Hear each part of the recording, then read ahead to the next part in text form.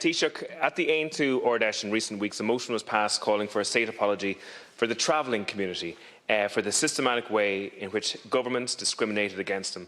Basically, what happened was this country told travelling people that they could only be accepted and included in society if they ceased being travellers. Governments did this by way of legislation, the Roads Act, the Housing Act, the Commission on Itinerancy, and so on. It was a blatant attempt to clamp down on an ethnic minority in our country and to make their way of life impossible for them. And the state has never apologised for this. Too often in my role as a politician, I do experience situations where you're talking to people and they whisper to you that they are a traveller, and the reason they whisper is because they are too ashamed to say it out loud. And I actually know of a married person whose spouse did not know that they were a traveller when they got married. It's heartbreaking to see, and not to mention the demise of a lot of the traveller culture, such as the cant language.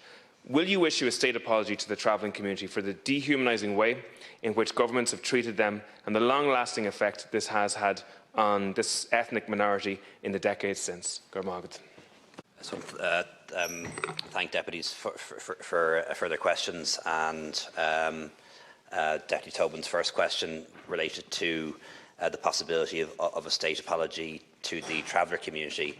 In many ways, he spoke about the attempt for decades, essentially, to assimilate the traveller community, which was wrong and shouldn't have happened.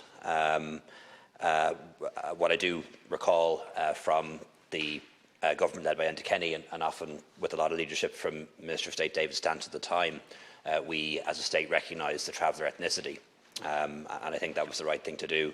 I do know from being involved in state apologies in the past, any apology has to be carefully considered.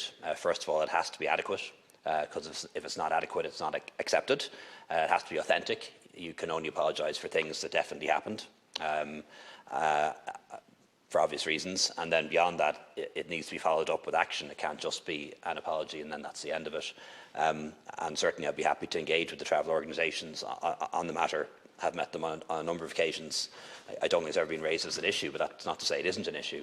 So it is something I'll follow up with those organisations.